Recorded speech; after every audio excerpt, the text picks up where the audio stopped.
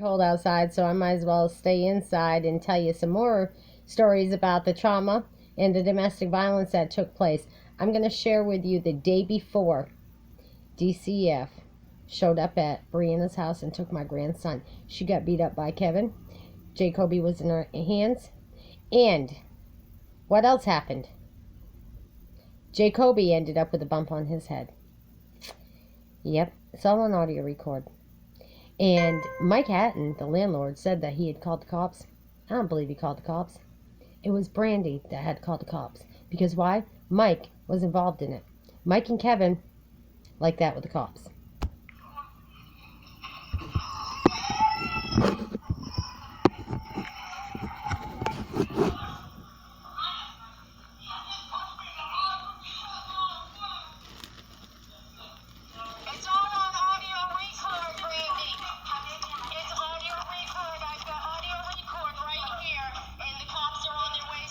She did not touch him.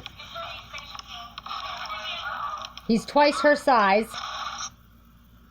Get my statements. That's why I came back to my apartment, was to give them the statements.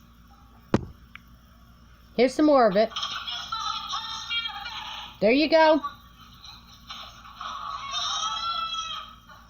I heard it when it happened, and I was in my apartment. Because she opened up the door to tell me, and that's when she fell on the floor with Jacoby in her arms, because he fucking grabbed her and pushed her down. It's audio record. I've got audio record right here, and the cops are on their way, so is the ambulance. This is what I had to put up with. Listen to this. Why was he even up there?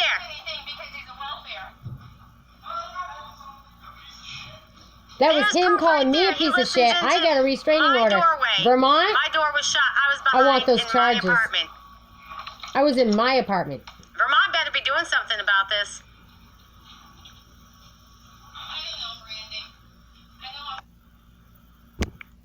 And the other part of that, because this phone only records a little bit at a time,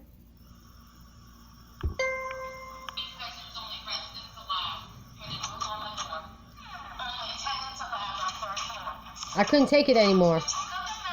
To the point where I wanted to smoke a cigarette.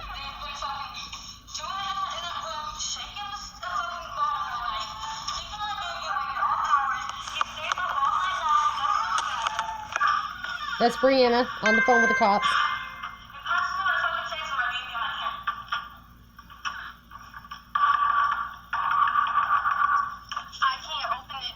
I was on the phone with Pete Cerrone, which he's a snitch, so he was trying to tell me to open the door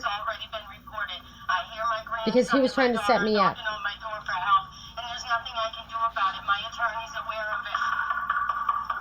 I didn't know he was a snitch, but we found out on paperwork.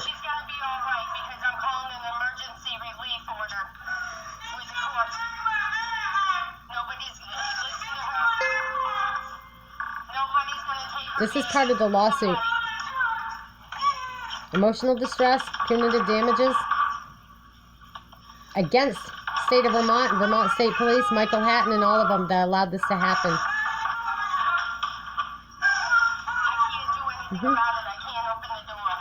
TJ Donovan, Vincent Aluzzi, Laura Wilson, they're all aware of this.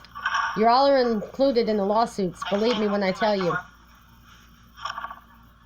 This happened after the other ones were dismissed. Now we got more proof. I'm going over to the store. I have shut these doors to the upstairs, which is 3rd floor. That means unless they have a reason to be up here, which he's not a resident, and there's no search warrant, they cannot come to the 3rd floor without being invited. I didn't call the cops, and my daughter, I'm pretty sure, hasn't, because they didn't do anything for her the last time. Therefore, I'm going to keep my phone on charge. My audio record is on. We're waiting on the cops. I'm running across the street to get something to drink and a can of cat food, and I will be right back. And this shit that pisses me off the most is because nothing was done.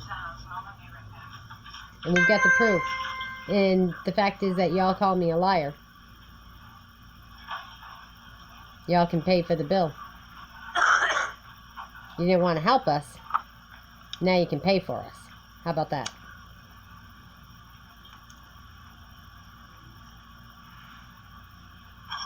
I wasn't looking for anybody to support me. I didn't even ask for my husband to support me when I was married. I supported myself. But I'm okay with it. Y'all can support me now. Thank you. If that gets violated, it will be on audio record while I'm at the store. And they violated it, believe me when I tell you. Laura Wilson, why did you let my daughter get abused like this? You knew about it because I called you. You were supposed to take this out of the order back in April. I heard it and I saw it, and she kept on telling me, get off her, get... Yeah. This is why they put a no contact order and won't take it out. The police are already on their way. Because they don't want me helping Brianna. And then they did what? They went back and took my grandson and charged her with what? Felon charges? Yeah. So this is just the beginning again. We've got all the frivolous dismissals from before that are going to be proven to be frivolous dismissals. And so I also have photos that I can show you about that day. Here's the notice you heard about, posted on the door. There's Brianna begging for help. See that big knot on my grandson's head from Kevin pushing Brianna down and Jacoby getting his head hit? And this is right after he abused her and she was waiting on the cops that never showed up, only the ambulance. Now I want some answers as to why everybody thinks it's okay to support the fucking cops when they allow shit like this to happen. And why do you support Human Services, Department of Children and Family Services, and foster care? It's fucking black marketing. They took my grandson after following him for the year of his life, thinking that they were gonna get him. Okay? This was a setup all along.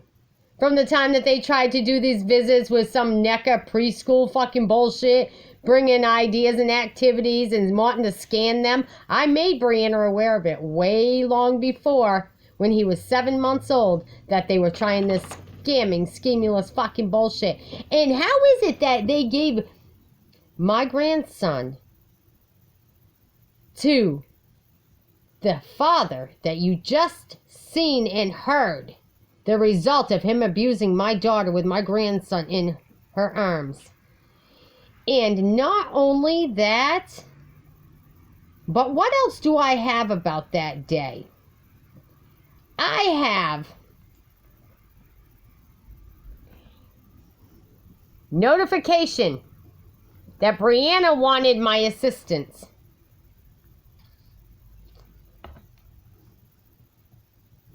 And that is the fucking shit that was full of bed bugs. Kevin's drugs. Kevin's drugs. Kevin's drugs. Kevin's drugs. Kevin's drugs.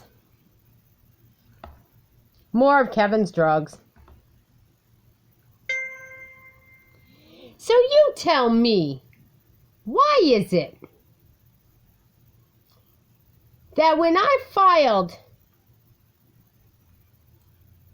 something against this, it was completely forgotten about? Nobody wanted to hear it. Nobody at all wanted to hear it. Isn't that right, Vermont State Police?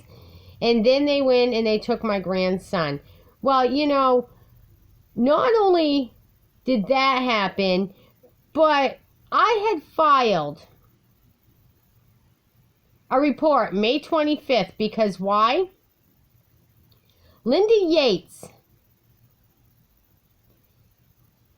threatened me and told me that she was going to make sure that my dog got taken from me and my grandson got taken from my daughter because we didn't deserve to have them.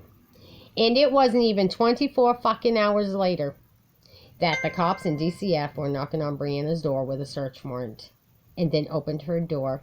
And it just seems to be that the landlord was there in the area and everybody that was involved in the false statements that I previously showed you in a report and on a video. The judge, back in April, already said he recognized that Kevin did not live there. So why was he up there? It was a fucking setup. You heard him call me names in the background. I was in my apartment with the door closed, talking on the phone to Brandy. Why was he on 3rd floor? Beating on my daughter and grandson. And why is he now the tenant of my daughter's apartment that she got locked out of?